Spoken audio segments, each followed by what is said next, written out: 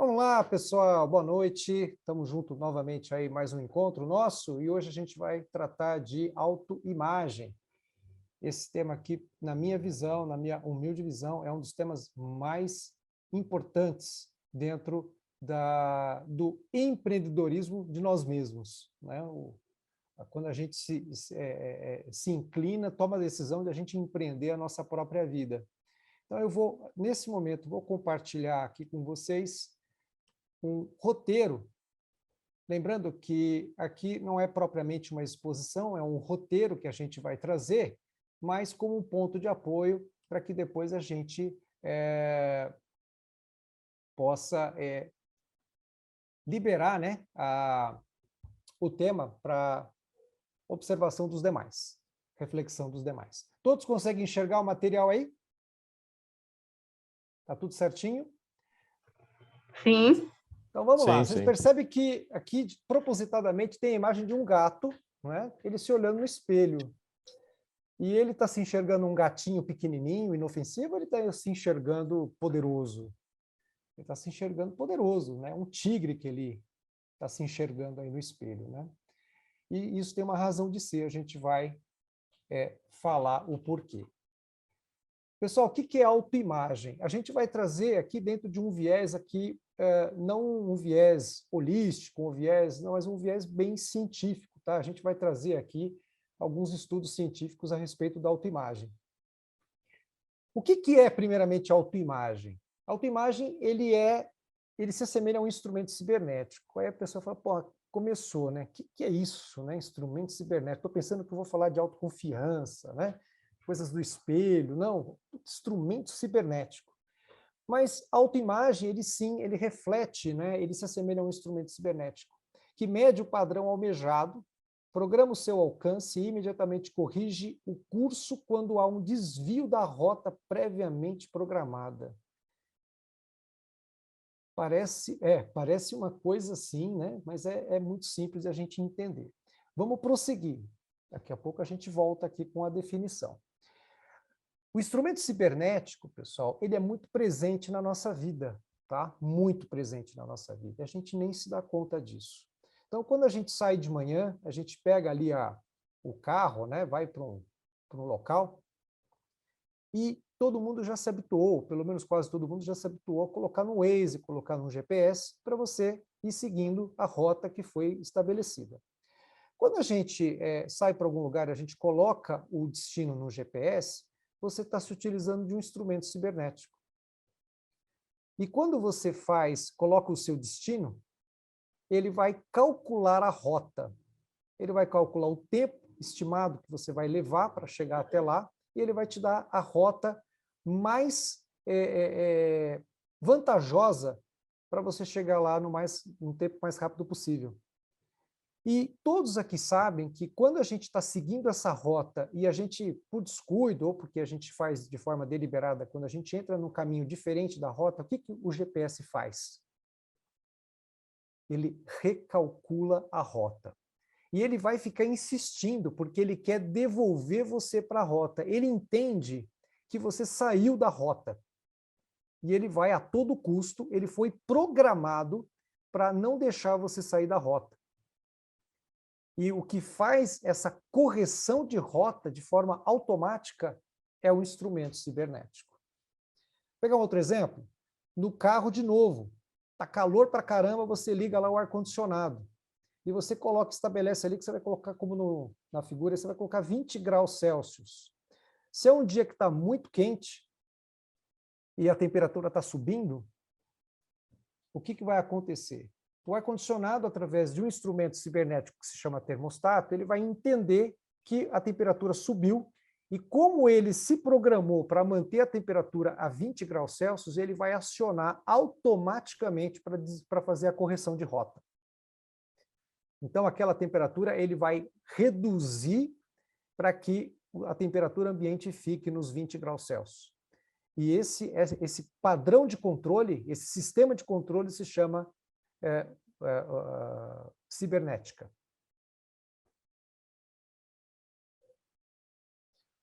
A gente pode pegar um outro exemplo, né? O avião, o piloto automático. O piloto automático, ele faz um controle também de rota e também um controle de velocidade. Quem gosta de usar piloto automático, você pode colocar ali, você programa, você está numa estrada, você coloca lá 120, 110 e você liga o piloto automático. Ele vai manter aquela velocidade. Tá? E quando você pega uma subida, o que ele acontece? Ele percebe que o carro está perdendo a potência, o que ele faz? Ciberneticamente, ele vai acelerar o carro para ele manter a velocidade que você programou ali. E essa correção de rota, tá? Se chama instrumento cibernético. Agora ficou fácil, né? Agora todo mundo sabe o que é instrumento cibernético, porque ele está muito presente na nossa vida. Vocês querem um outro exemplo de instrumento cibernético? Ele existe dentro do nosso próprio corpo. Qual que é a temperatura média do nosso corpo? É 36,5, não é isso? Quando está muito calor, o que o controle cibernético da nossa mente faz quando está muito calor? Ele percebe que o seu corpo, a temperatura está muito forte. Para manter a temperatura 36,5, para não subir a temperatura, ele faz você suar, porque através da transpiração você vai conseguir manter a sua temperatura estabilizada em 36,5 graus Celsius. Isso também é um instrumento cibernético que existe dentro de nós mesmos. E aí vem a seguinte pergunta, mas o que a autoimagem tem a ver com cibernética? Autoimagem, dizem os especialistas, os estudiosos do tema, é uma ideia, é uma imagem mental, um programa mental gravado no nosso subconsciente a respeito de nós mesmos, que atua exatamente como um instrumento cibernético de programação e controle de padrões pré-estabelecidos. Então, se eu estabeleço ali, tá, que eu sou preguiçoso, que eu não sou inteligente, que eu não sou capaz, que, putz, esse tipo de vida não é para mim. O que eu estou fazendo? Eu estou impregnando a minha mente subconsciente desses padrões, tá? E eles vão sendo fixados na minha mente subconsciente. E essa autoimagem que eu estou registrando de mim mesmo, ela controla a nossa vibração, o nosso comportamento, os nossos resultados. É por isso, gente, que a gente já tratou aqui, né, da importância do padrão de pensamento, porque tudo aquilo que nós pensamos e sentimos, você está mandando comandos para o seu subconsciente. E a gente já viu que isso traz um impacto decisivo, né, na nutrição das nossas células, porque as nossas células também se alimentam dos nossos sentimentos, os nossos sentimentos também vão impactar, né, no desenvolvimento e na saúde das nossas células. E para você manter uma população celular saudável, você precisa fazer a sua parte, que é distribuir emoções salutares. E já está mais do que provado, a gente trouxe aqui no nosso encontro anterior, já está até por demonstração em laboratório, que quando você traz um sentimento de raiva, de menosprezo, de depressão, esse sentimento, ele entra nas células e as células também, elas ficam depressivas, elas também ficam tristinhas e tendem a adoecer. Então, a nossa saúde, tá, ela depende muito da saúde das nossas células. Células sãs, mente sã, corpo são. Mente desequilibrada, esse desequilíbrio vai atingir, vai contaminar o equilíbrio das células, as células doentes, corpo doente, tudo doente, é um círculo vicioso. E a saúde, em oposição, é um círculo virtuoso, né? Mente sã, células sadias, corpo sadio. Falar um pouquinho de ciência. Durante muito tempo, pessoal, esse campo ele ficou muito naqueles estudiosos mais das questões holísticas, né? Metafísicas e tudo aquilo que o estudo do invisível, né? Mas de uns tempos para cá, a gente já vem notando isso também, a gente vem trazendo isso nas nossas reuniões, que esses assuntos metafísicos, eles começaram a ganhar a atenção da comunidade científica. Então, hoje, você encontra diversos artigos científicos, livros acadêmicos, que tratam da importância de você manter uma autoimagem sadia, tá? Uma boa impressão de si mesmo. E existem vários artigos sobre isso, mas a gente trouxe aqui um livro que é um best-seller, que se chama Psicocibernética. É um livro que tem a tradução em português. Eu descobri depois que eu tinha já colocado esse slide aqui, mas depois eu verifiquei que já existe uma versão do livro em português. Esse livro foi escrito pelo cientista Maxwell Maltz. Ele é médico, né, formado pela Universidade de Columbia, nos Estados Unidos, e o que chama atenção é a idade dele, tá? Ele concluiu o doutorado dele em 1923. E eu fico, assim, realmente admirado, sabe? De ver pessoas, né, que possivelmente, sei lá, talvez mais velhos do que o meu avô, e já em 1923, concluindo o doutorado em medicina e estudando esses assuntos. Porque eu, quando era criança, não sabia que isso aqui existia, né? E eu nasci na década de 70. Então, eu fico, assim, feliz, sabe? De saber que a ciência, ela está se ocupando dessas questões que até então eram estudadas por espiritualistas, né? E afins. O que tem de interessante nesse estudo do Maxwell Maltz? Ele, na medicina, ele se dedicou à medicina estética, né? Ele era um cirurgião plástico. E, através de análises clínicas, né, dos seus pacientes, ele começou a perceber a importância que a autoimagem exercia nos relacionamentos das pessoas, dos pacientes, na saúde, na aparência, e até na questão de peso, do estilo de corpo, o estilo da pessoa, e etc, etc. E a autoimagem, concluiu Maxwell Maltz, também ela representa um papel muito decisivo nos resultados que as pessoas têm. Não só no aspecto da estética, mas em tudo, tá? Na questão da renda, na questão dos relacionamentos, na questão da saúde mental das pessoas, né? E tudo a ver com a autoimagem que ela projeta de si mesma. Então, é um livro, para quem quer se aprofundar no assunto, é um livro super recomendável, porque é uma visão de um profissional da medicina que tem um forte estudo de campo, né, porque ele utilizou anos e anos de clínica, de estudos clínicos, para poder chegar às reflexões e aos resultados que ele chega nos estudos dele. E tem que redundaram nesse estudo aqui desse livro, que é o Psicocibernética. Tem um outro livro, tá, que a gente também chama atenção, que é a Biologia da Crença. E esse livro do Bruce Lipton, ele é um biólogo e ele traz um conceito bem interessante, que é o conceito da epigenética, que também a gente já trouxe aqui em outros encontros, né? Que na verdade quebra um grande tabu. A gente sempre, eu pelo menos aprendi em biologia, que nós somos herdeiros da nossa genética. Então, se você tem uma família que todo mundo morreu de câncer, então existe uma grande probabilidade de você morrer de câncer também. É quase uma fatalidade, da qual você não tem muita escapatória.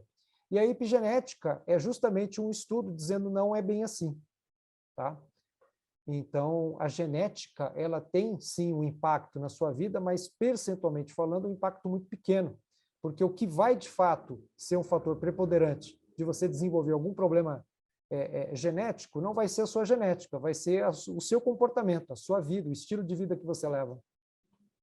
Então, o que ele traz? Ele traz, como ele é um biólogo, ele traz, à luz das células, né, do estudo celular, ele trata o comportamento das células mediante a influência das emoções. Então, ele diz assim, que a emoção ela é muito mais impactante, tá, na célula do que propriamente a herança genética. Isso aqui muda tudo, tá? É um paradigma dentro da medicina, porque a vida inteira se acreditou que nós éramos herdeiros da nossa genética e nada a gente poderia fazer a esse respeito. Então, hoje, a gente tem visto, né, os estudos científicos que estão aí à prova, que muito daquilo que nós aprendemos na escola já caíram por terra. Eu, por exemplo, eu me recordo, né, de uma aula de biologia que eu fiquei triste, né, porque numa aula de biologia eu aprendi lá, sei lá, que ano que foi, que a partir dos 25 anos você começava, o ser humano começava a ter a perda dos neurônios de forma irreversível. A partir dos 25 anos você começava a perder os neurônios, né? Lógico que de uma forma progressiva, não era... E conforme você ia chegando nos 30, nos 40, ia acentuando. Então, era quase que uma fatalidade que você não tinha como evitar a perda dos neurônios, quer dizer, você terminar a sua vida sem as suas funções cognitivas, né? Falando português claro, né? Terminar a vida gaga.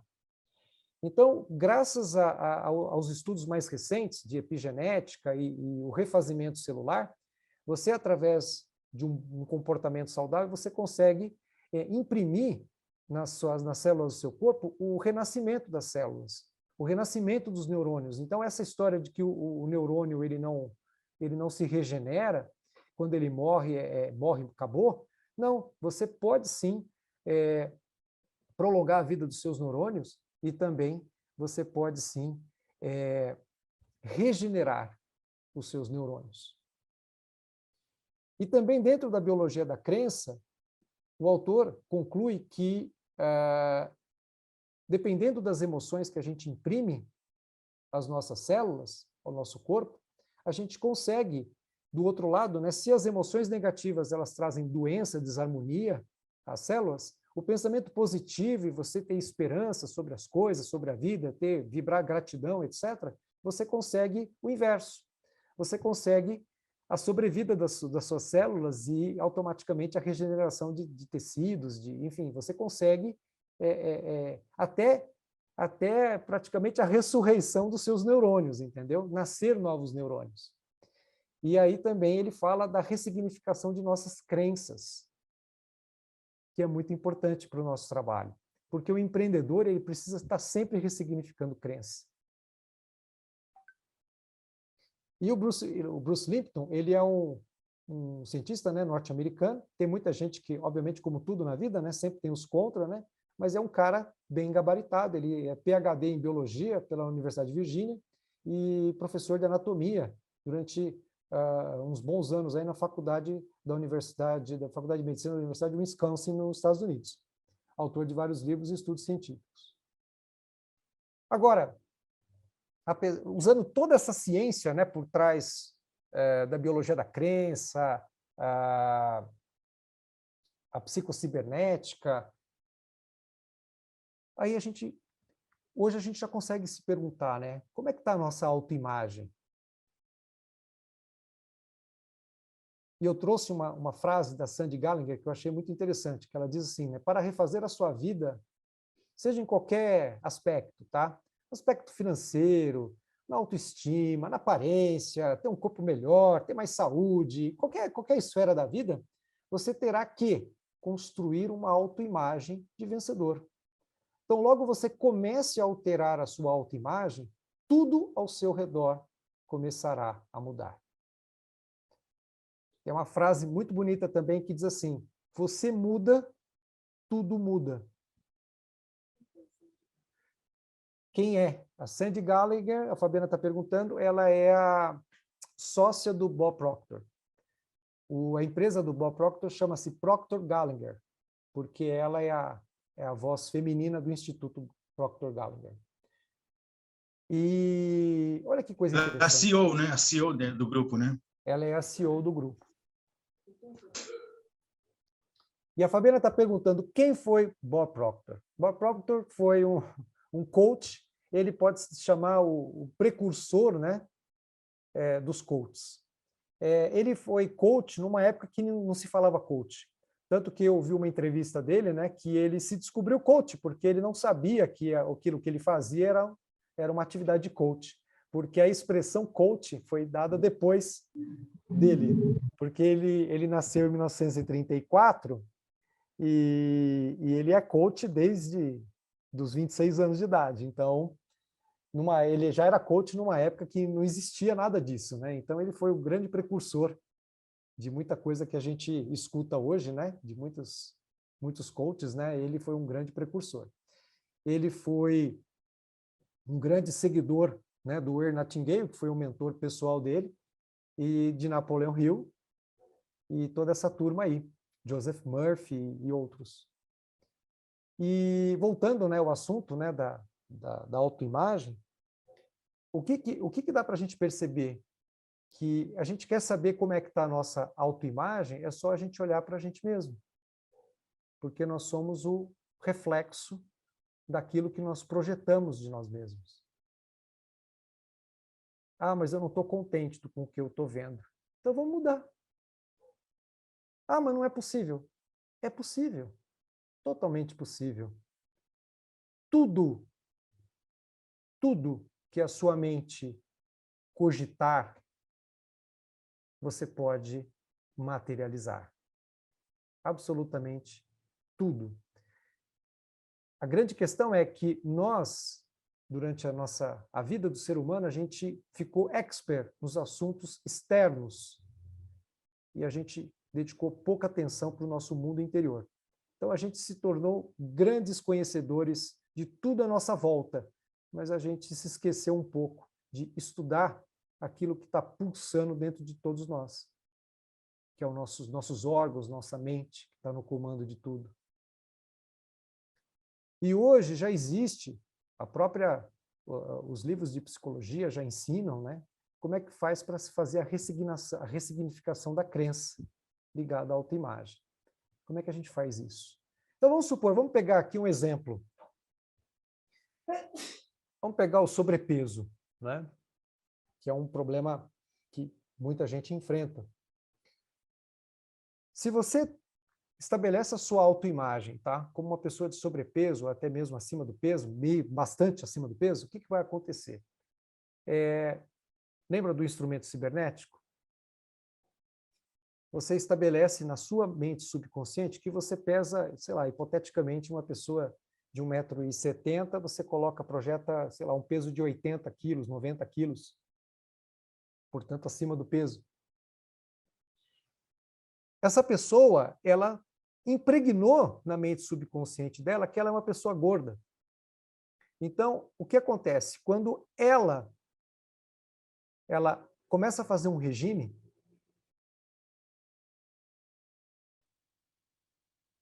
o corpo dela, a mente subconsciente, faz o seguinte registro. Opa, peraí, essa pessoa está desviando da rota programada. E o que faz o instrumento cibernético? Traz, corrige e restabelece a rota. É por isso que, às vezes, as pessoas fazem regimes e aí ela está tomando água, está se alimentando de vento e ela começa a engordar. Mas como? Eu tomo água e engordo? Eu como maçã e engordo? Como fruta e engordo? Como é que isso é possível?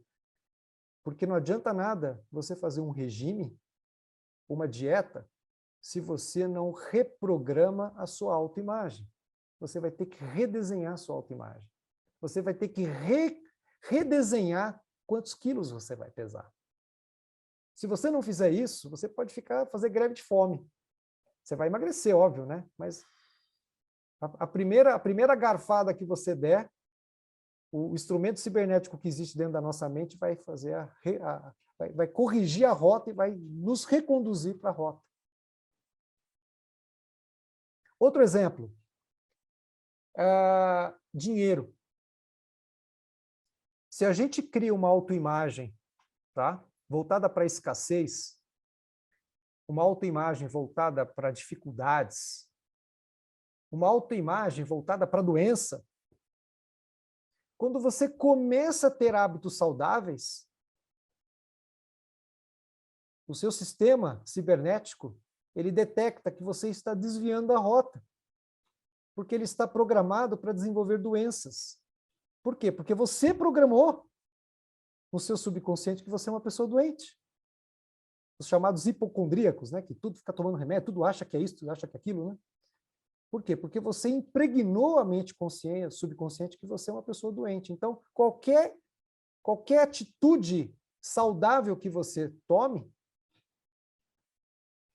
vai ser considerado como desvio de rota. E aí o instrumento cibernético vai trazer você de volta para aquela rota pré-estabelecida. No campo financeiro, mesma coisa. No campo dos relacionamentos, mesma coisa. A gente sempre já comentou aqui em outras ocasiões, né?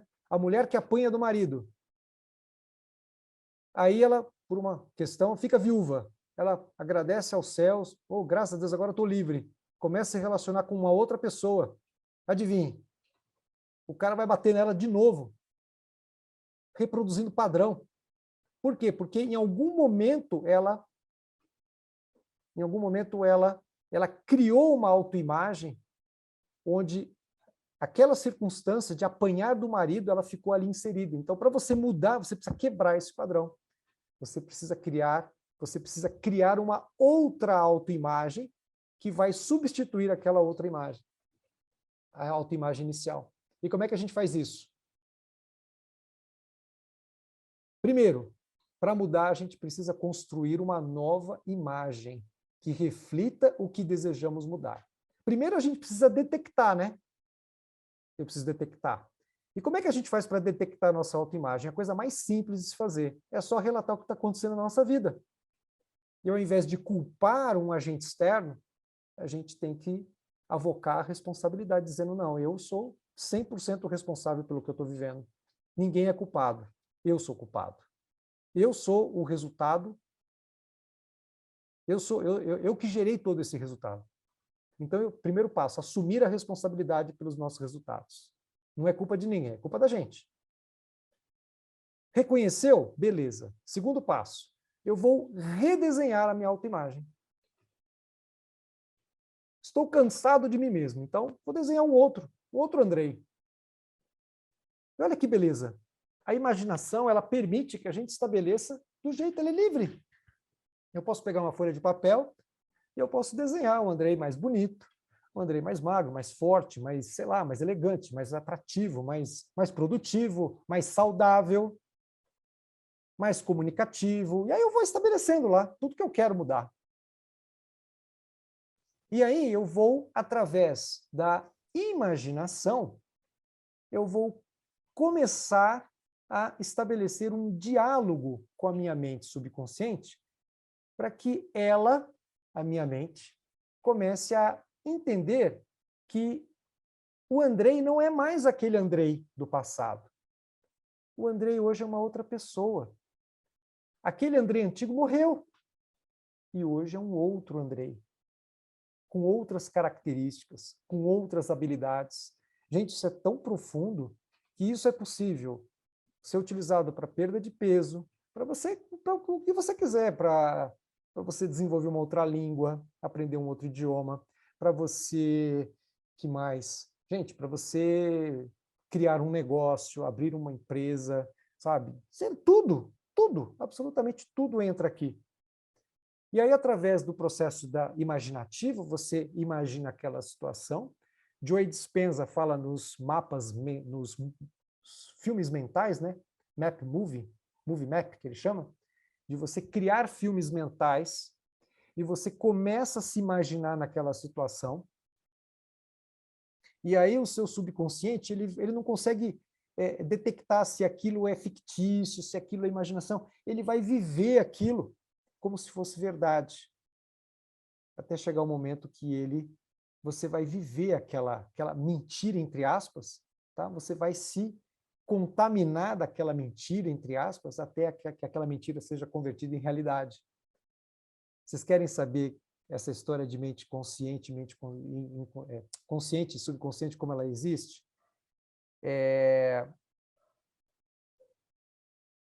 Em 2019 eu fui na Disney. E um dos parques lá, acho que é do Guerra nas Estrelas, Star Wars, tem lá um brinquedo que você sobe numa nave espacial. E nessa nave espacial, quando você entra nessa nave espacial, a sua mente consciente está dizendo, pô, isso aqui é brincadeira, né? Tem um monte de botãozinho lá, tal, né? Você vai falar, pô, né? Tá querendo enganar quem, né? É a sua mente racional falando, a sua mente consciente. Aí daqui a pouco começa. Gente, aquilo começa a andar. E aí eu já não sei dizer para você se anda de verdade ou anda de mentira, mas não importa, porque aquilo começa a se movimentar de tal forma e tem calor. E aí vem umas naves assim, à sua direção e começam a atirar. Gente, é uma gritaria dentro daquilo, porque a sensação que você tem é que você, de fato, passou alguns minutos dentro daquilo lá, você não consegue distinguir se aquilo é verdade ou não, porque a sua mente reptiliana ela assume o comando, porque ela fala, opa, peraí, está em perigo. E quando você está em perigo, aciona outros mecanismos da mente lá, que a sua mente racional esquece, meu amigo. É a sua mente subconsciente que vai entrar no comando ali. E ali, acabou. Você vai se comportar como se aquilo fosse verdade. E você vai ficar com medo de morrer, sim. É muito louco aquilo. E você sente até o calor, sabe? A nave explode do seu lado, lá vem o calor, né? Então muito realístico, né?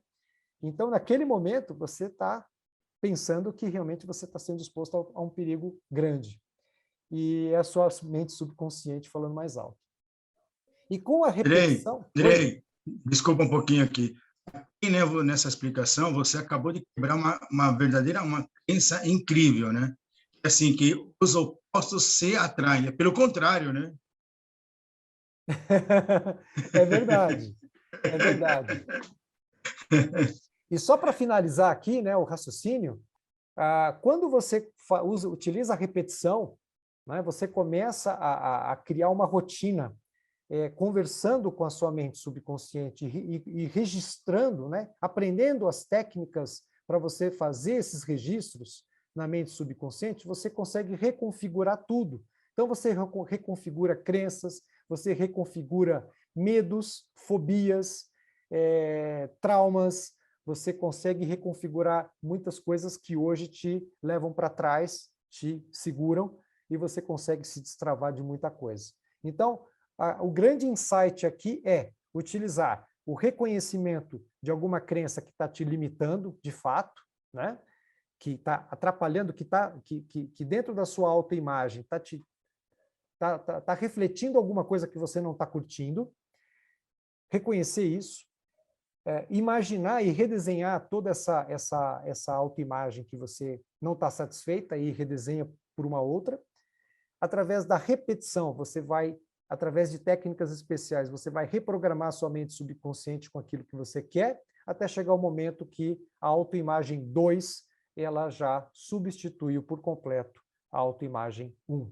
Você vai se esquecer totalmente daquela autoimagem 1? Não. Mas você vai olhar para ela e vai dizer assim, eu era desse jeito. Mas aquilo não vai trazer mais absolutamente nenhuma emoção para você, porque foi algo totalmente superado. Quando isso acontece, é porque você conseguiu ressignificar uma crença antiga e você substituiu por uma crença nova. E esse é um roteiro para a gente refletir um pouquinho, porque aqui está a chave de a gente mudar muita coisa na nossa vida, sabe? Não só no aspecto de beleza e de aparência, mas absolutamente tudo, né? Todos os entraves que a gente hoje consegue identificar na nossa vida, a gente consegue ressignificar através desse processo, né? De identificar a autoimagem atual e reconfigurar do jeito que a gente quer.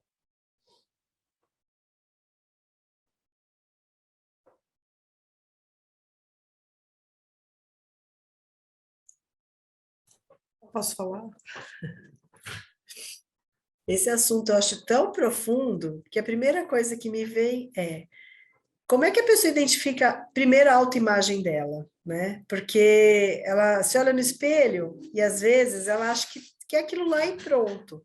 Ela consegue sozinha fazer essa autoanálise da autoimagem? O que pode motivar a pessoa a querer buscar alterar? Porque às vezes pode ser uma doença, né? Mas às vezes ela está lá na linha de que vai ter um tratamento específico e ela nem sabe que isso existe. Como que faz uma pessoa querer mudar a autoimagem dela? Entendeu? Se ela às vezes nem sabe qual que é a autoimagem dela. Esse eu acho que é o grande ponto. Será que as pessoas conseguem saber que elas podem fazer isso.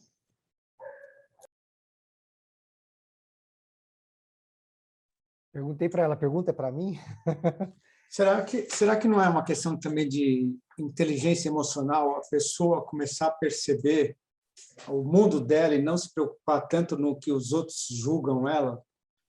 Porque a partir do momento que você começa a prestar atenção em você e não se preocupar muito com a opinião dos outros, eu acho que você consegue começar a olhar para você e você consegue olhar os seus, não vou dizer que é defeitos, mas a tua forma de ser, né? E ali você pode começar a trabalhar, né, para você mudar. Mas eu acho que é muito importante ter alguém do seu lado, um profissional, para te ajudar a fazer essa mudança. Pelo menos penso eu assim. Falando um pouquinho do que o Mauro falou aí, eu acho que estar com as pessoas certas ao lado da gente é fundamental.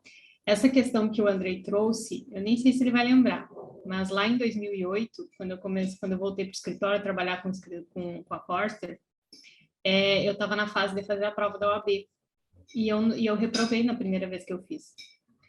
E aí são duas fases, né? A gente passa na primeira, passa para a segunda, e naquela época não tinha repescagem, fazia de novo a primeira fase. E daí o Andrei chegou para mim antes da segunda fase e disse assim: tu te vê como advogado? Você se vê como advogado? Eu nunca tinha parado para pensar nisso. Porque tu já estudou, tu já fez tudo que podia, né? Mas tu se vê como advogada? Porque enquanto tu não se vê como advogada, não adianta, pode morrer estudando, porque a prova da OAB, ela é muito mais emocional do que realmente técnica, né? Eu, com certeza, reprovaria hoje, se eu fosse fazer. E aí, faltava 3 dias para a segunda fase. E aí eu parei de estudar, eu digo, eu tô muito cansada, né? Parei de estudar, fui lá e gabaritei a prova. Porque eu consegui, assim, parar para pensar nisso. Não é nem a questão, assim, que eu criei realmente uma imagem de advogado e tal. É de acreditar na gente que a gente vai conseguir fazer aquilo ali, né? A gente não para saber, será que eu acredito em mim ou não? A gente se mata estudando para tentar passar no negócio lá, né? Que define a tua vida, né? Porque enquanto não passa, não é nada. Bacharel em Direito não é nada, né? E, então, assim, essa questão de a gente se ver como o que a gente almeja, né, é fundamental. Então, mas ter as pessoas certas ao lado da gente, que chega e fala assim, eu nem sei se o Andrei lembra de ter falado isso para mim, mas as pessoas que estão realmente, que importam, né, que se importam genuinamente com as pessoas, enfim, que estão ao teu redor. Então, acho que vem bem com o que o Mauro falou, né? Um profissional ou não, ou um amigo, um grande amigo, faz toda a diferença, com certeza. Eu não lembro. Aproveitar. Mas fico feliz, né? Fico feliz que tenha sido algo importante naquele momento, né? Aproveitar, Andrei. Boa noite aí a todos. Pegar esse gancho da Raquel com seu último slide ali. Estão me ouvindo aí? Sim. Que isso é muito importante, né, com o que a Raquel trouxe, né, que qual a diferença, né, da autoimagem e da autoestima, né? A autoestima é o modo que nós sentimos, né? E a autoimagem é o modo que nós vemos de nós mesmos, né? Porém, o que é incrível é que o nosso desempenho, tanto pessoal como profissional, ele nunca vai ser maior do que a nossa autoestima e a nossa autoimagem. Nunca vai ser maior. E, por incrível que pareça, quando a gente se fala em estrutura, né, emocional, como a Raquel citou, né, muitas vezes você vai ali no automático, você estuda e você precisa de uma linguagem exterior, tem uma influência, assim, da estrutura de pais. Porque quando a gente fala de pais, os pais não fazem curso para ser pais, né? O engenheiro faz engenharia, o advogado, advocacia, o médico faz medicina, mas o pai não faz curso para ser pai, né? Tem uma relação sexual e eles não são treinados para criar. E aí comete erro, comete acerto, e nós replicamos esses erros. E por que eu estou falando de pais? Porque já foi comprovado, né, nesses estudos científicos assim bem curiosos, que olha que incrível, até os 8 anos de idade, uma criança recebe cerca de 100 mil nãos. Não faz isso, não faz aquilo, você não faz isso, não cai ali, não põe a bota, sabe assim? Então, tudo isso limita a autoimagem. E a vida segue, a vida continua, e o que a gente faz? Cria mecanismo de compensação. E aí, como Freud diz, né, toda compensação traz uma deformação. Porque a gente cria uma persona, uma autoimagem, que a gente se mostra para as pessoas de uma forma, mas internamente a gente é de outra, né? E esse faz de conta, profissional, pessoal, a nossa autoestima e autoimagem fica lesada e cai o desempenho, né? Então, como você mesmo citou, Andreina, é como se fosse um termostato, né? Você entra, por exemplo, numa sala em ambiente quente, você coloca lá 21 graus, vai chegar uma hora que vai equilibrar a temperatura daquela sala. E esse termostatos é a linguagem, né?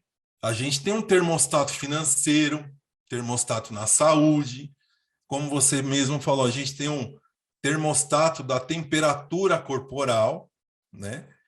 E o nosso termostato da autoimagem é a linguagem. Quando você falou de como que a gente muda a nossa imagem, né? A autoimagem, é através da linguagem, que é o diálogo interno, né?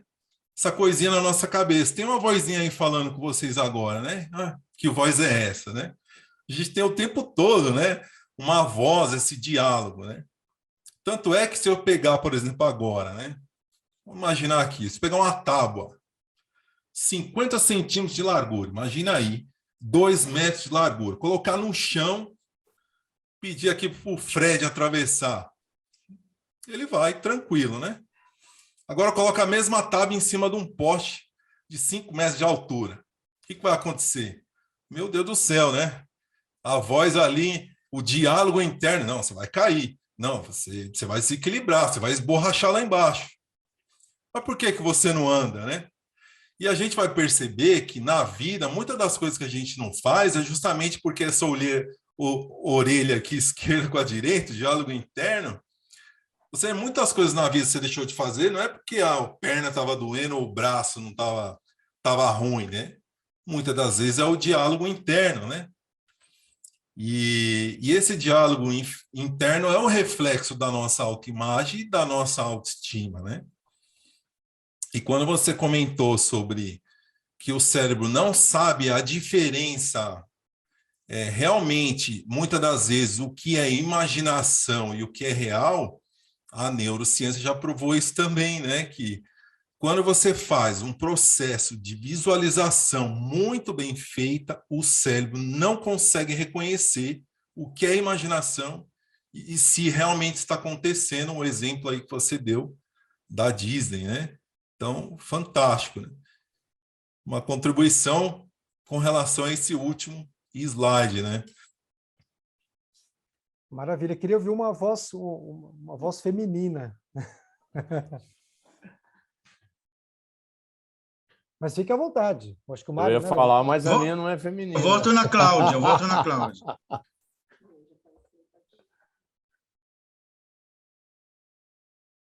Manda bala aí, Mário. Eu estava pensando que tem muito a ver com amor próprio, né? Eu participei de algumas dinâmicas, vivências, né? Dessas de meditação, que eu gosto bastante, né? E aí a pessoa perguntou, tinha umas 30 pessoas, né? De colocar, delas pensarem nas 3 pessoas mais importantes da vida dela. E aí, todo mundo pensou, ele pediu para que cada um falasse, né? E dessas, nenhuma colocou ela mesma como mais importante. Então, eu acho que a autoimagem, ela tem muito a ver com o amor próprio, o amor que a gente tem, não a parte física, mas se a gente entrar um pouco mais pela nossa essência, eu acredito, né, no Criador, em Deus, e que nós somos parte, né, da divindade, da centelha divina que habita dentro de nós, né? Então, sem entrar em aspecto religioso, sem nada. Mas o amor próprio é que nos leva a enxergar e, passando pelas experiências que a vida nos proporciona, até os nãos que a gente leva, né? Porque isso a gente não consegue mudar um comportamento, né, das pessoas, mas ele é tudo parte da jornada, né? Não do destino. A vida é um conjunto de experiências. E dentro dessas experiências é que nós vamos achando, né? Aí entra o fator lá o nosso Waze ou a nossa bússola, que vai alinhando, olha, pelo sofrimento você vai por um caminho, não é esse. Então, vai ajustando a rota. Então, por passar por diversas experiências, a gente vai ganhando, né, ou vai chegando a possibilidade, né, pelo sofrimento, eles falam, puxa, não é por aqui, qual o caminho que vai ser? Isso aqui não está dando certo, é isso. E a gente nunca tem a certeza, a gente pode ter a convicção de que a gente encontrou o melhor caminho para aquele momento. E nem sempre a gente acha, mas, ou seja, no caminhar, a gente vê que aquele não é o melhor caminho. Mas nosso grau de consciência, ele leva para que aquele momento era o melhor caminho. Então foi, porque gerou um conhecimento, gerou algo a mais que não estava dentro. Tem um livro que eu gosto muito, que é do Eckhart Tolle, que fala O Poder do Agora, e onde eu vejo que o maior desafio nosso é se manter totalmente no presente. A nossa mente, ela fica ou no passado, se lamentando, ou presa, ou, né, vivenciando um futuro que ainda não existiu. E na mente presente, quando você está 100%, aquele momento é um momento absoluto, onde não tem sofrimento e é onde as coisas realmente estão acontecendo, porque o passado está ligado à nossa memória. Só existe o passado porque tem memória, senão não existiria. O futuro é uma projeção lá que acaba gerando ansiedade. Então, o que a gente projeta, e aí entra no que a gente está conversando, que a gente projeta mentalmente, estando presente, e a meditação é uma ferramenta excelente para isso, né? E junto com a emoção, e aí que liga lá que o Bruce Lipton fala, né? A emoção, ela é fundamental nesse processo junto com a mentalização, porque a emoção, ela vai ajustar essa frequência, né? Porque às vezes a gente pode só mentalizar, mas emocionalmente você não sente aquilo. Pode acontecer, mas acontecem outras coisas que também, assim, eu não queria isso, porque há um ajuste da emoção. Para mim, tudo isso aqui é ligado a esse assunto da autoimagem. A reconfiguração, né, da autoimagem, ela é feita através da meditação. É a meditação. Porque quando você consegue manter o seu corpo relaxado, é um momento em que a sua mente subconsciente ela está mais, digamos assim, mais permeável, né? Mais acessível. Sabe, aquele limiar entre o consciente e o inconsciente. É nesse momento que você consegue, com mais propriedade, fazer o registro, né, daquilo que você quer. Né? Você colocar as informações ali. E dominar essa técnica realmente é um instrumento muito, muito interessante, muito poderoso, porque você consegue realmente reconfigurar toda a sua vida em todos os aspectos. Mais alguma outra questão? Vou aproveitar aqui então, para fazer um pouco de reflexão com vocês. Vocês estão me ouvindo bem por conta da máscara que eu tenho que usar aqui? Beleza.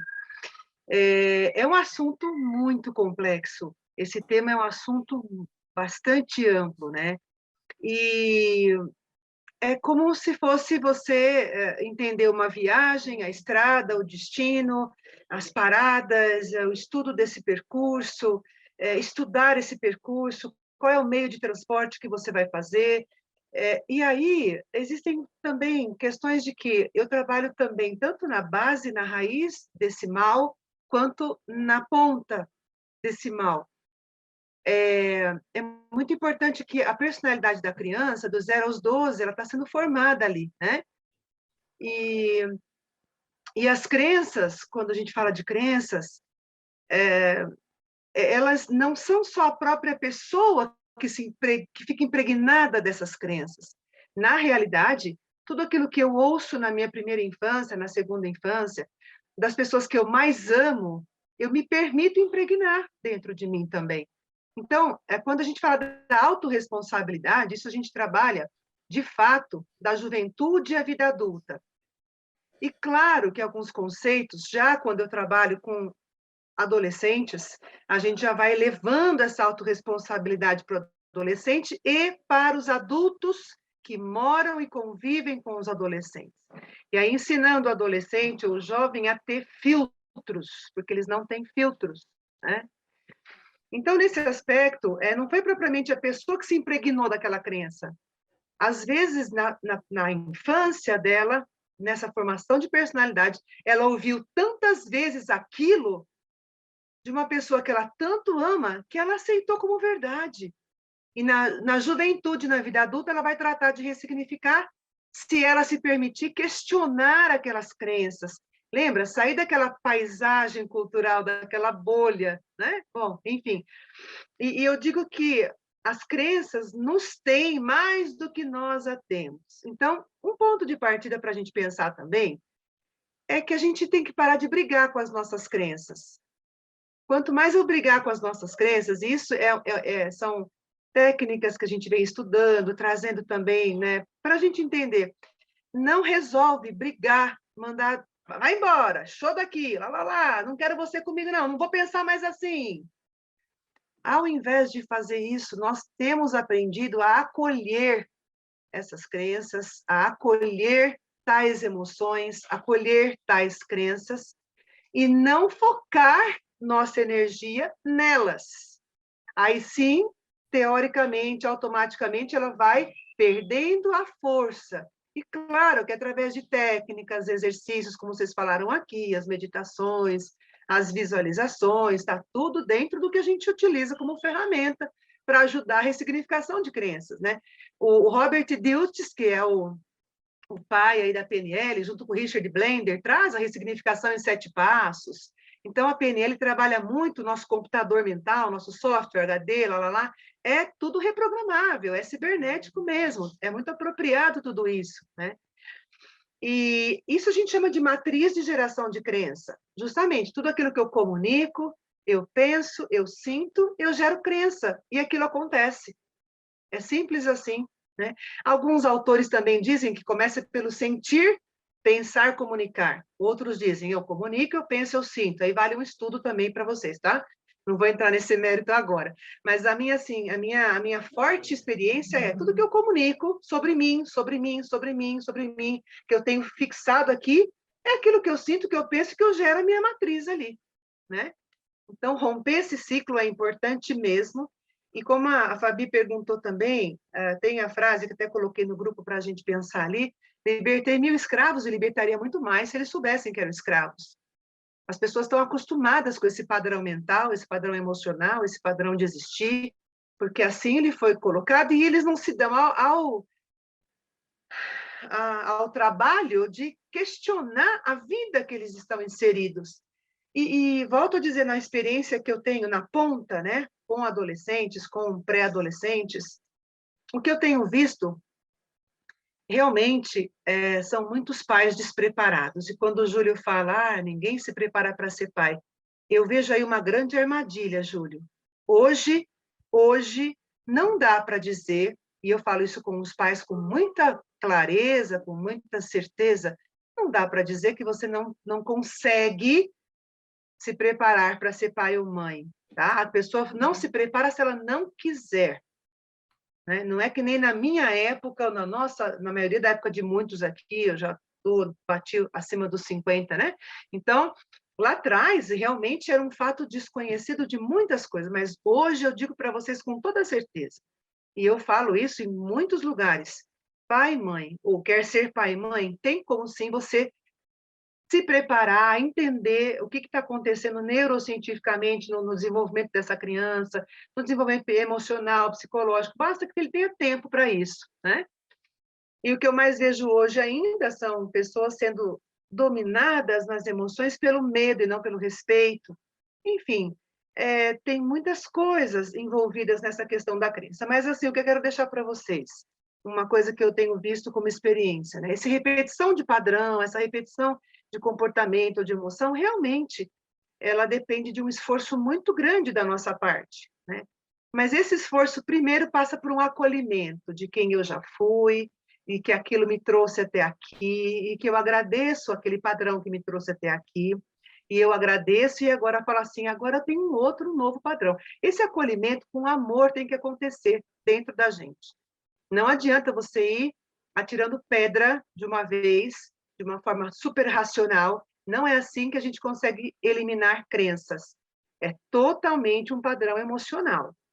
As crenças, você não brita, não tritura ela de maneira racional, tá? É a minha experiência, é a minha vivência, né? E eu tenho tido a sorte, eu tenho um amor enorme por ressignificar pessoas, ressignificar vidas e crenças, né? Então, é acolher, sabe? Leva ela aqui, vai conversando depois com ela, depois vai dando menos foco, e uma hora ou outra, com certeza, ela vai diminuir abruptamente, mas nunca seja assim, não, vai sumir de vez, agora, de hoje para amanhã, acabou, é assim, ok, várias técnicas também, até tem uma técnica que eu conheço que fala que é ressignificação em 5 minutos, você vai sair daqui outra pessoa, lá, lá, lá, lá, lá, lá. Gente, padrão mental é algo muito amplo, né? Enfim, cada um tem a sua visão, eu estou colocando com muito amor a minha visão, diante da experiência que eu tenho trazido, das pessoas que eu tenho trabalhado, e que tem dado muito resultado, né? Eu também tenho muitos exemplos pessoais de ressignificação de autoimagem, né, que foram dolorosos, que mereceram catarses incríveis, que mereceram minha atenção de maneira muito amorosa com relação ao que me passaram que eu era e a minha realidade, né, de verdade, de quem eu desejaria ser, né? Então, essa atenção às minhas escolhas e a essa autorresponsabilidade na vida adulta, ela é muito importante, tá? Então, é isso, gente. Teria tantas coisas assim, mas nesse momento tocou meu coração falar disso para vocês, tá?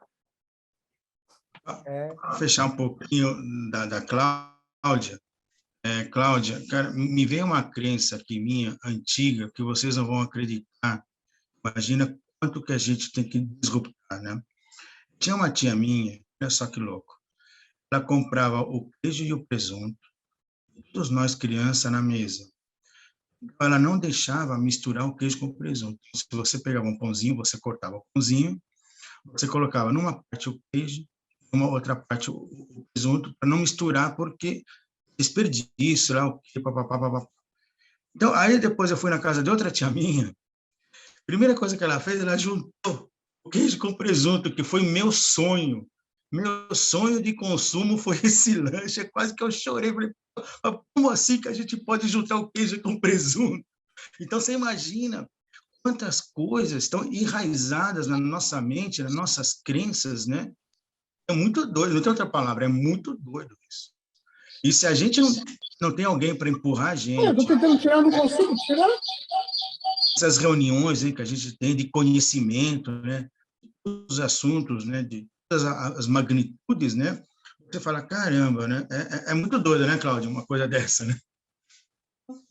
É o que eu falei agora há pouco, né? As nossas crenças são tão profundas, nos têm muito mais do que nós pensamos.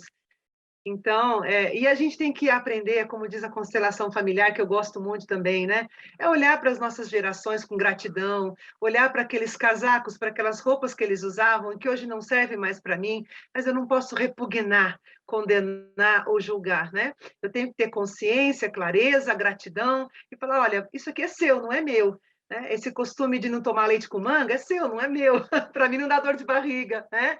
E de não poder juntar o presunto com queijo, de não poder ter dinheiro, de ser errado ter muito dinheiro, de ter que ter um corpo feio para eu me esconder. Atrás de um corpo gordo tem muita coisa ali de abuso sexual, de se esconder, de esconder sua própria beleza, seu próprio potencial, e a pessoa se cobre de gordura para ninguém feri-la. Essa pessoa foi muito machucada. Pessoas obesas mórbidas, sobrepeso também. Foram pessoas que provavelmente sofreram abuso, foram machucadas, foram feridas fisicamente, emocionalmente, então elas se protegem com a gordura. Tem ansiedade? Tem. Quando foi, acho que, eu não sei se foi o Mauro que falou da ansiedade do passado, né? Não sei, acho que foi o Mauro. Claro, o passado são pessoas que ficam na depressão, nas angústias, né?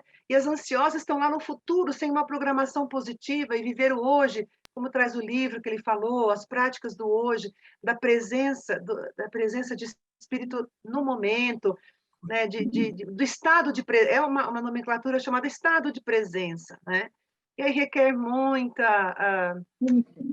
vontade e coragem, e é o que nós estamos fazendo aqui. A gente, cada um que está aqui, é um divisor assim de água de muitas vidas que estão atrás da gente, né? Cada um tem sua empresa, seus amigos, seus relacionamentos, e nós podemos contagiar essas pessoas, contagiar porque é algo positivo, contagiar e falar, cara, olha, só se você quiser, mas só se você quiser mesmo, vem comigo, porque eu tenho uma visão diferente para te mostrar, mas eu respeito a sua.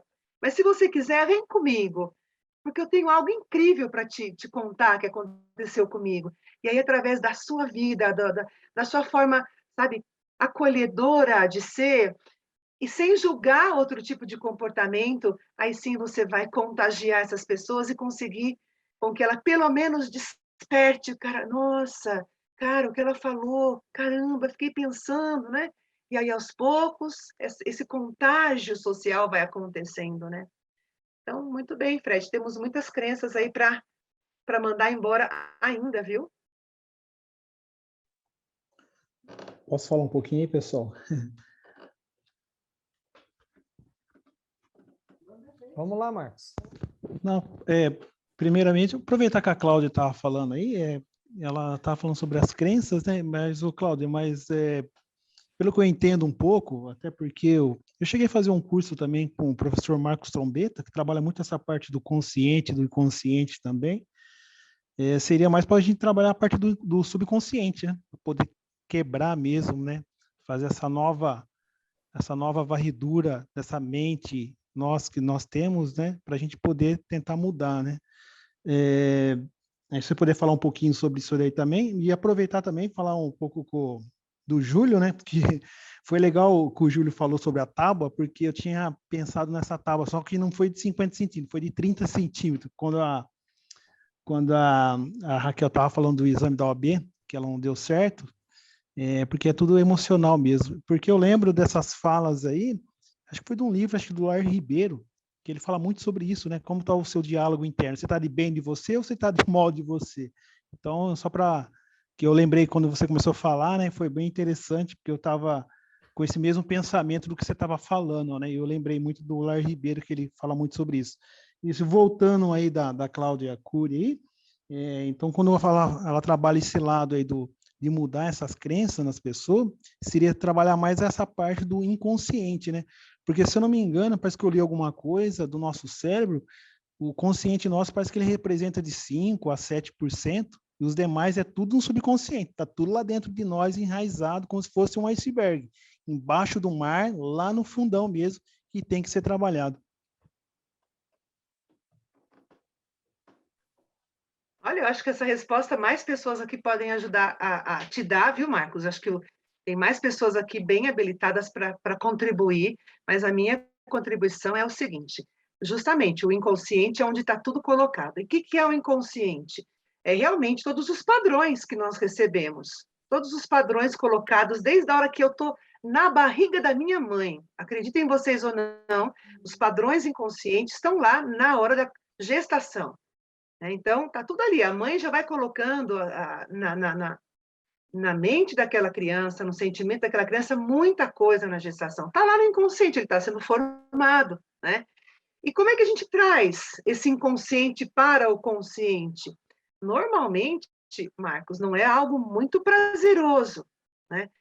Pelo contrário, as pessoas, elas querem um pouco de distanciamento do sofrimento e da dor. Nosso cérebro é muito esperto, né? A nossa mente, muitas vezes, mente para a gente, para nos proteger. A mente mente, fica um trocadilho, né? Para nos proteger, entre aspas, né?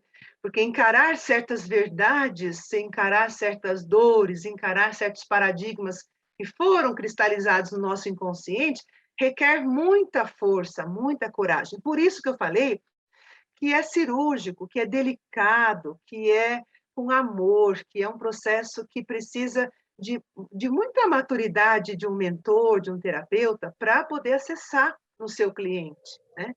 Mas sim, você tem razão, tudo está lá no nosso inconsciente, como o Andrei colocou desde o início do nosso encontro. Ele colocou que nós somos programados, que alguma coisa já foi programada na nossa mente. O Andrei falou sabiamente isso. É realmente cibernético. Aliás, eu adorei essa palavra, viu? Que combina bem com essa questão, né? Então, tudo é realmente programável. Ele falou do ar-condicionado, ele falou da questão do carro, ele falou de tantas coisas, do dinheiro, da gordura, da saúde. Tudo está ali no nosso inconsciente. A gente ouviu algumas coisas e a gente tem que trabalhar, de fato, para trazer à luz a consciência, né? Então, eu sempre falo, às vezes a pessoa procura você por um motivo, você acaba contribuindo com a vida dela plenamente como um todo, quando ela permite acessar outros campos que não só o profissional, que não só a saúde, que não só o social. Quando você entra num campo mais sistêmico, né? Que é o caso da roda da vida, que já foi falado aqui, né? Quando você entra nesse campo sistêmico, você contribui muito com essa situação. E eu vou dar só mais um exemplo. O inconsciente também é quando você se conecta com um chamado falso eu. O Jacob fala muito isso também, que é um outro autor muito bacana, é do falso eu. O que é o falso eu? É um eu que te colocaram, é um eu que te falaram que você era também. Você se conecta, quando você tem fracassos ou insucessos na vida adulta, nesse momento você se conectou com o seu falso eu, com aquela crença antiga de quem você era ou do que você era capaz, e você não se tocou de que hoje você não está mais à mercê desse falso eu, que você tem controle para dizer quem eu sou, do que eu sou capaz, o que eu quero para mim de verdade, o que serve hoje para a minha vida, em termos de valores, condutas, comportamentos e sentimentos. Então é isso, a gente tem que trabalhar cada vez mais nessa vertente, na minha opinião, viu, Marcos? Espero ter contribuído com você aí. Maravilha, obrigado. Você fez eu lembrar até do livro lá do Mais Esperto que o Diabo, Napoleão Hill, né? Que tem essa briga também interna aí. É isso mesmo, a Cláudia até mencionou o amigo do Ezio, o Jacob. Ezio. Amigão do Ezio. Mais algum outro ponto? Olha o Ezio lá. Se resume tudo nesse final, né? O falso eu, o verdadeiro eu. O falso eu é que a gente deixa construir, né? Ele é bonzinho, então vou ter que ser sempre bonzinho. Ele é sapequinho, sempre sapequinho. E aí você deixa esses rótulos serem criados, porque é bacana, é legal, você aceita se eu deixar isso. Lá na frente cai a ficha para desgrudar esses rótulos, para tirar eles depois dá trabalho. Mas é isso aí, tá bem resumido, foi bem colocado aí por todo mundo aí. Parabéns. Maravilha. Algum outro ponto? Já estamos caminhando já para o encerramento. Eu só quero complementar aqui, dar um alerta, porque como eu estou trabalhando bastante com adolescentes, né? E esse mundo do metaverso, esse mundo da internet, essa exigência de um padrão social também, é o que mais tem assolado mesmo os adolescentes, né? Às vezes eu tiro foto com um adolescente ou outro, tem adolescente que não permite publicar foto, que a gente respeita, né? Ah, mas põe o filtro, porque eu tô essa moda dos filtros, o que tem gerado nessa geração, né? Esse filtro, a necessidade de estar sempre bonito, de estar sempre... Esse filtro, o que significa? Então, eu não sei se vocês têm filhos aqui nessa idade, ou se têm conhecidos, atentos, mostrem alguns caminhos para que esses pais procurem alguma informação para ajudar esses adolescentes que estão adoecendo emocionalmente e não sabem. Eu tenho trabalhado em várias escolas, em vários projetos, então, assim, eu sou uma incansável nesse dinamismo de trazer consciência aos adolescentes e jovens, às famílias. O que eu mais recebo é adolescente que não se aceita, que não está feliz com o seu cabelo, com a sua orelha, com o seu nariz, com a sua barriga, com o seu olho. Mas não é que não está contente porque está vendo que não está legal, é porque o padrão da sociedade, do fulano, do Instagram, desse mundo que eles nasceram com isso na mão, né? Não dá para a gente desconectar isso mesmo, mas eu estou entendendo que eles precisam de ajuda para lidar com esse mundo, inclusive do metaverso, porque tem gente mais contente em estar no metaverso do que na vida real, né? E a vida real é tão preciosa, gente. Eu vejo pais desconectados de filhos, filhos desconectados de mãe, irmãos desconectados, e uma necessidade muito grande da gente faça um apelo para vocês, observem ao redor de vocês, ajudem, sabe? Sinalizem para as pessoas, para os pais, porque se a gente construir a base, a hora que chega na vida adulta, fica muito mais fácil. É isso. O Andrei, para fechar, tem uma última pergunta aqui. Eu vou juntar a Cláudia com o Ézio, né? Que é o falso eu com o verdadeiro eu. Pergunta muito simples, Andrei.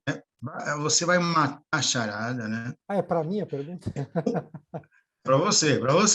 É para acabar, né? E para deixar alguma coisa já próximo encontro, né? Senão a gente não pode acabar tudo aqui hoje, né?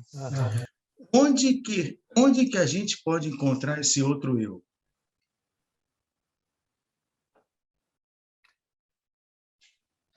Olha, essa pergunta ela comporta várias respostas, tá? Mas o sentimento que eu estou tendo aqui em relação a tudo que foi dito, né? Essa questão do falso eu, do verdadeiro eu, quem vai decidir o que é o verdadeiro ou o falso é você mesmo, né? Somos nós mesmos que temos que decidir, e não o ambiente externo. A Cláudia estava dizendo, a pessoa que não aceita o nariz, que não aceita isso, não aceita aquilo. Eu vou trazer um exemplo, tá? Um exemplo de uma pessoa que muitas vezes é mal compreendida, mas eu aprendi a admirar muito, muito mesmo. Essa pessoa se chama Cristiano Ronaldo.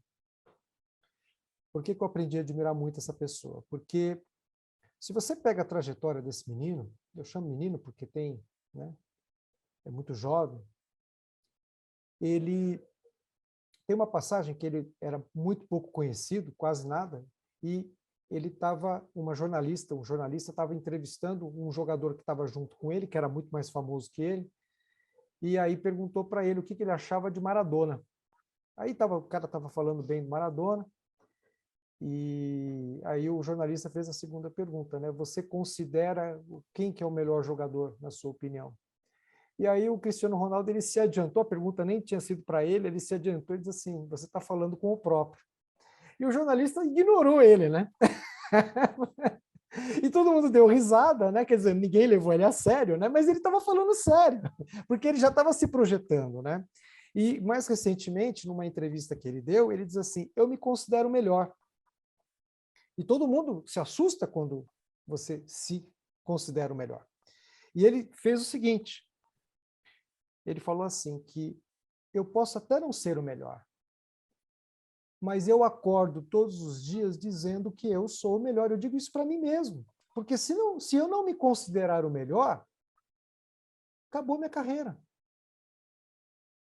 E eu trago esse exemplo e faço aí a conexão com a questão do verdadeiro e do falso eu. O verdadeiro e o falso eu Cara, é você que vai decidir quem é o verdadeiro e quem é o falso. É uma questão muito subjetiva. E onde é que você vai encontrar o seu verdadeiro eu? Cara, é você que vai decidir. Você pode encontrar no lado bonito das coisas e você pode encontrar no lado feio das coisas. Então, tem gente que consegue, tem a proeza de enxergar, sabe, sempre pelo lado negativo. Foi dito aqui o mais esperto que o diabo, né? Definição do diabo, né? É o lado negativo das coisas, né? Eu sou o trovão, ele fala, eu sou o raio, né? Então, enfim, é a carga negativa, né, da natureza. Eu sou a carga negativa quando o diabo ele mesmo se autodefine. Então, é a gente que vai definir quem a gente vai ser, se a gente vai ser o verdadeiro ou o falso. Quer dizer, não existe, o falso e o verdadeiro é uma questão muito pessoal, tá? O importante é que você seja o capitão da sua vida, é o senhor da sua alma, do seu destino. Acho que esse é o principal. E eu vejo, Cláudia, que você está corretíssima, né? E é uma preocupação que a gente tem, né? Que essas crianças, elas precisam, sabe? Elas precisam ter esse norte, elas precisam entender que a mente delas é muito poderosa, elas precisam entender que elas são bonitas, porque o bonito e o feio é um conceito tão relativo. O mais importante é que ela se sinta bonita, porque se ela se sentir bonita, automaticamente ela fica bonita. Tem uma frase do Bob Proctor, né, que eu sempre troco ideia aqui com a Fabiana, né, que é muito bacana, né? Ele cantava, ele faleceu recentemente, né? E ele dizia assim, que ele canta. Quando ele percebe que a vibração dele está caindo, ele vai começar a cantar.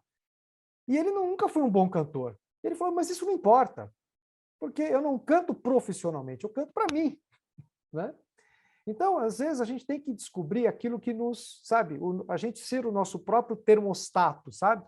Da motivação e da positividade. Então, quando a gente percebe que a nossa vibração está caindo, a gente eu me encontro na música, então eu sempre ligo lá uma música lá que vai me, né, dar um up na minha motivação.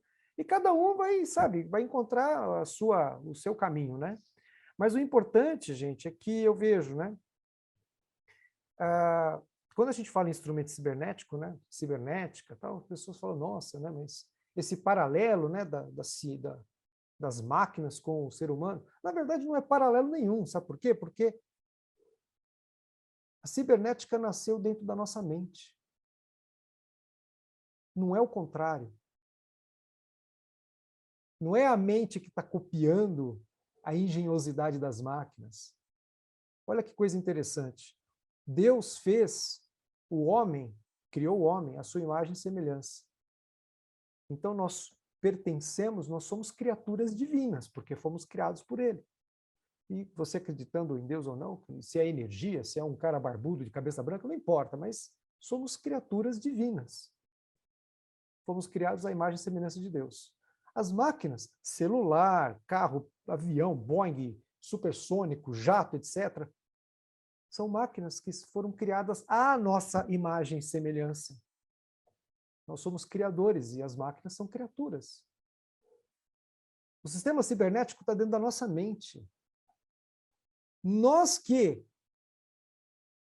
pegamos uma tecnologia nossa, que está dentro de cada um de nós, e colocamos na máquina. A máquina nossa, foi criada à nossa imagem e semelhança. Então a gente nunca pode perder essa essência, tá? Eu acho que o grande compromisso nosso aqui é mostrar que cada um de nós temos uma usina de criação fenomenal. E enquanto a gente ficar procurando no ambiente externo a resolução dos nossos problemas, a gente vai ficar sempre depressivo, deprimido, etc. Quando as pessoas se derem conta que elas podem tudo o que elas quiserem, tá?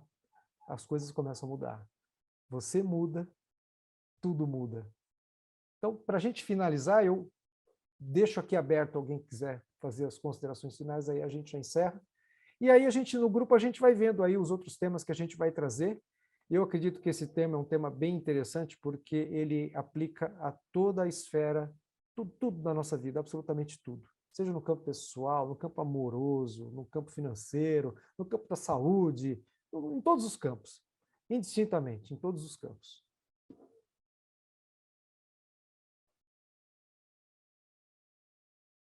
E se todo mundo está quietinho, a gente encerra. Beleza? Todo mundo está de acordo, né, André? Muito bom para ambas as partes, né? Maravilha. Pessoal, gratidão aí pela noite, tá? Muito bom. Insights aí bem foto, hein? Ah, vamos tirar foto, né? Quem puder abrir a câmera aí para a gente tirar foto, sem se sentir pressionado, obviamente, mas quem puder, quem tiver de pijamas, de camisola aí, né? O Fred tá... Não, hoje o Fred não está de camisola. Olha, a Gil abriu. Vamos tirar foto? Espera aí, deixa eu ver aqui. Vamos lá. 1, 2 e... Todo O mundo Mauro tá está super arrumando lindo. aí. Vamos lá, 1, 2, 3 e... Pronto, foto tirada. Ah, o Marcos abriu agora, peraí. Vou tirar mais uma. Assim dá tempo de eu dar risada, de eu sorrir, gente. Isso, vamos lá então. Ah, sorriam, gente! Vamos lá, 1, 2, 3 e... Aí. Valeu, gente. Tudo de bom. Isso aí, boa noite, pessoal. Boa noite Próximo a todos. encontro aí. E até a próxima. Parabéns por hoje, foi especial. Parabéns. Obrigada. Maravilha. Parabéns para nós todos. Beijos. Valeu.